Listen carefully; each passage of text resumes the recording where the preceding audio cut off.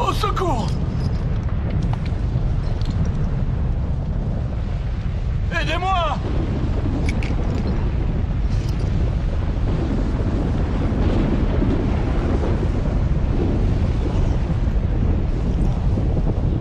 Au secours!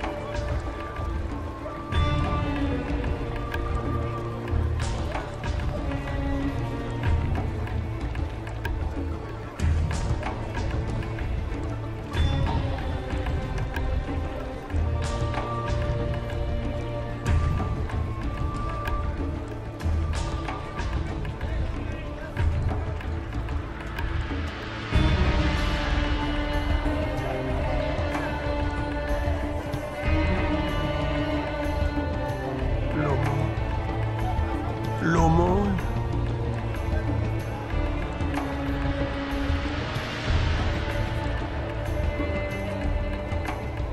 L'aumône.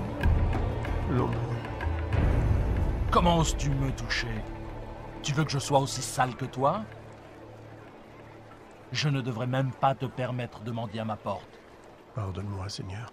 Pardonne-moi, je n'ai pas mangé depuis des jours. Je me demandais si je pourrais avoir un peu des miettes qui tombent de ta table. Des miettes qui tombent de ma table. Mais alors, que mangeront les chiens? Mes affaires m'attendent. Brûlez-moi ça, c'est infecté.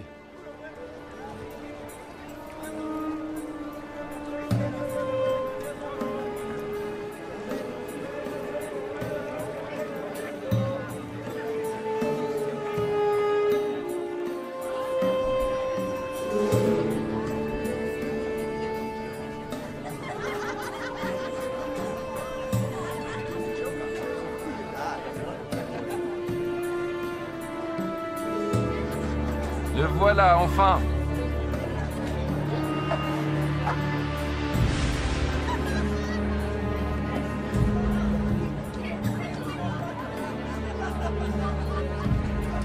Mon frère préféré.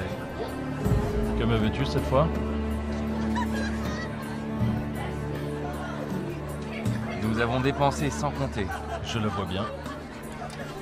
Il y avait un homme riche qui était vêtu de pourpre et de fin lin et qui menait joyeuse et brillante vie. Un pauvre, nommé Lazare, était couché à sa porte, couvert d'ulcères et désireux de se rassasier des miettes qui tombaient de la table du riche.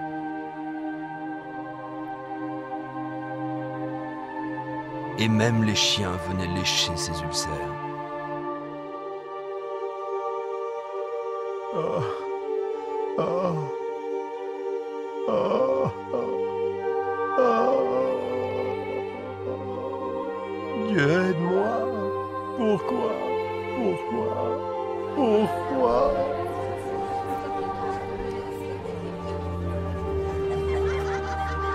Et le moment fut venu pour les deux hommes de mourir et de passer de cette vie à l'autre.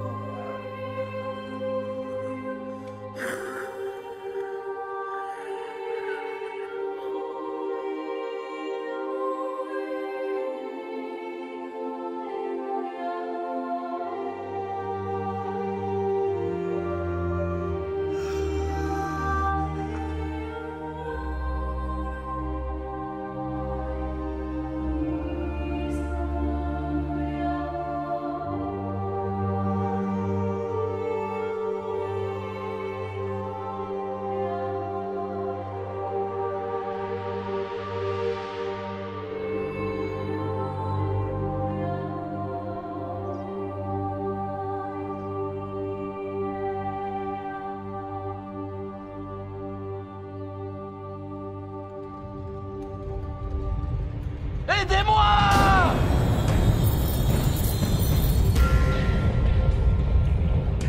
Au secours!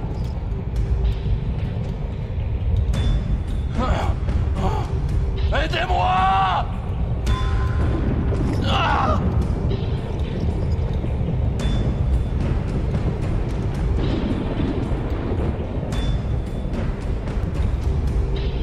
Aidez-moi!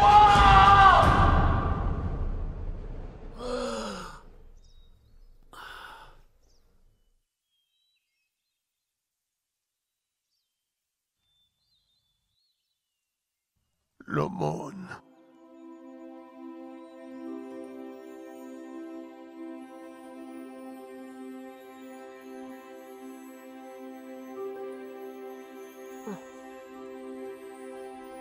Bienvenue.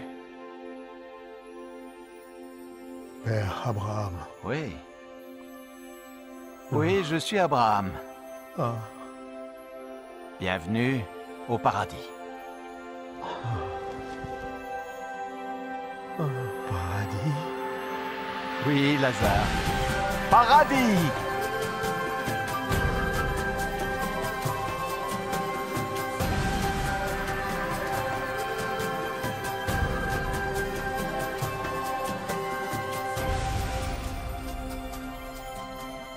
Nous avons préparé un banquet en ton honneur. Oui, oui, viens.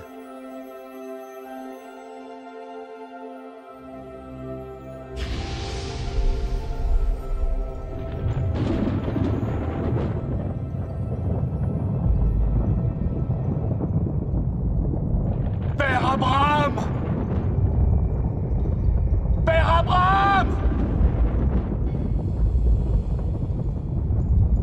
Aie pitié de moi!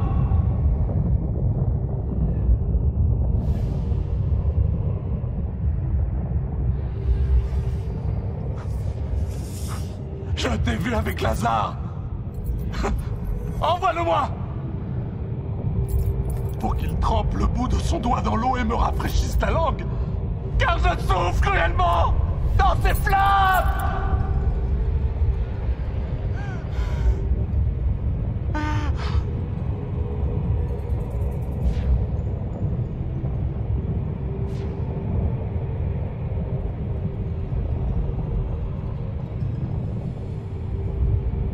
Fils, souviens-toi que tu as reçu tes biens pendant ta vie. Et que Lazare a eu les maux pendant la sienne. Maintenant, il est ici consolé, et toi tu souffres. Je t'en prie! Je t'en prie! Par-dessus tout cela, il y a entre nous un grand abîme. Si quelqu'un voulait passer d'un côté à l'autre, il ne le pourrait pas. Et personne ne peut traverser de toi vers nous. Père Abraham, il y a une chose que je veux te demander. Envoie Lazare dans la maison de mon père, car j'ai 5 frères, pour qu'ils les avertissent, et qu'ils ne viennent pas eux aussi dans ce lieu de tourment. Ils ont Moïse. Ils ont les prophètes. Laisse tes frères les écouter. Non. Non. Mais si quelqu'un des morts va vers eux, ils se repentiront. Non, s'ils n'écoutent pas Moïse et les prophètes, ils ne se laisseront même pas persuader par quelqu'un qui ressusciterait des morts. Je t'en prie. Non. Je t'en prie. Non. Je t'en prie. Non.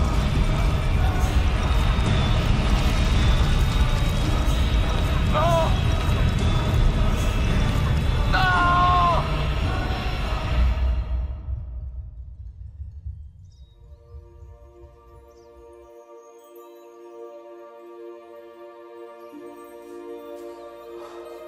Lazare,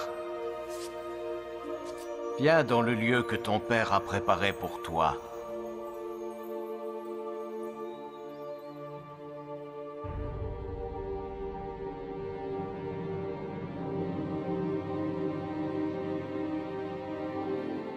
Maintenant, nous pouvons diviser ses biens.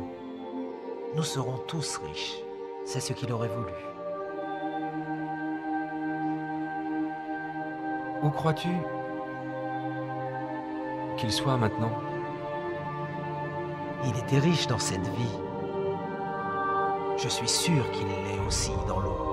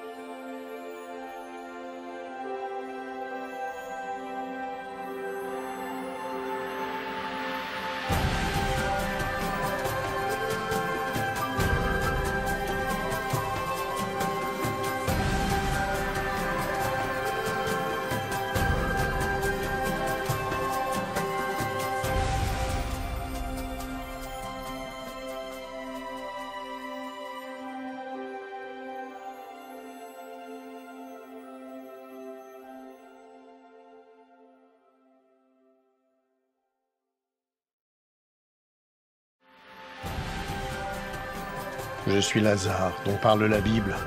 Vous en apprendrez plus sur moi et cette histoire dans Luc 16, chapitres 19 à 31. Qu'avez-vous appris de cette histoire? Comment pouvez-vous appliquer cette histoire à votre vie? Laissez-moi vous raconter certaines des choses que j'ai apprises de cette expérience. Ce que Dieu m'a enseigné. J'étais un homme très pauvre. En fait, j'étais tellement pauvre que j'en étais malade, et que je n'avais personne pour s'occuper de moi. Même les chiens venaient me lécher. À cause de ma condition, je me sentais insignifiant et sans espoir dans ce monde. Mais ma foi en Dieu n'a pas vacillé. Et à ma grande joie, lorsque j'ai ouvert les yeux au paradis, j'ai appris que je n'étais pas insignifiant pour Dieu. Il connaissait toutes mes pensées. Il savait même combien j'avais voulu rencontrer Abraham. Alors il l'a envoyé, lui Abraham, pour m'accueillir et me souhaiter la bienvenue. Lorsqu'Abraham, le père de notre foi, m'a salué, je fus envahi par la joie. Comment un tel homme béni de Dieu pouvait-il s'intéresser à moi? Apparemment abandonné de Dieu et sans utilité. Vous êtes-vous déjà senti ignoré, oublié, insignifiant? Dieu ne vous a pas oublié. Où que vous soyez, qui que vous soyez, quels que soient vos problèmes, j'ai appris que personne n'était oublié de Dieu. Mon histoire prouve que rien ne peut nous séparer de l'amour de Dieu. Le riche était dominé par sa richesse, son influence et le luxe. Il traitait mieux ses animaux de compagnie que moi. Il aimait les biens de ce monde et en a profité pendant toute sa vie. Il y avait des jours où je me demandais si Dieu savait qu'il n'était même pas prêt à m'accorder les miettes qui tombaient de sa table. Je sais maintenant que Dieu regardait. Le riche n'avait jamais perdu sa fierté et son arrogance, même en enfer. Avez-vous remarqué qu'il a demandé que je le serve parce qu'il avait l'habitude d'être servi? L'enfer est plein de gens qui veulent être servis. Mais parce qu'il avait été servi sur terre, Abraham lui a dit qu'il avait déjà bénéficié des plaisirs et qu'ils étaient terminés. J'ai appris comme il est important pour Dieu que nous servions les autres sur terre, plus spécialement ceux qui sont faibles et qui souffrent. Mon histoire illustre la façon dont Dieu veut que nous utilisions notre argent, nos biens et notre influence. Il est clair qu'une courte période nous est accordée sur terre pour tester la façon dont nous utilisons ce que Dieu nous accorde, pour nous-mêmes ou pour les autres. Ce n'est pas faux d'avoir des biens ou d'être pauvre. Ce qui est faux, c'est de refuser de servir les autres. Jésus-Christ a dit que même lui était venu servir, non pour être servi. Si vous utilisez l'argent et tout ce que Dieu vous a donné pour servir les autres, il sera satisfait, quoi que vous possédiez. Vous pouvez vous interroger sur l'enfer et le paradis, et sur ce qui arrivera après votre mort. Christ viendra au dernier jour pour juger le monde. Le jour du jugement, le méchant sera envoyé en enfer, un lieu de tourment terrible et infini. Mais le juste sera emmené au paradis, un lieu glorieux et heureux où il sera pour toujours auprès du Seigneur Jésus-Christ. Il y a tellement d'autres choses que Dieu veut nous apprendre. Notre prochaine histoire va poursuivre cette aventure.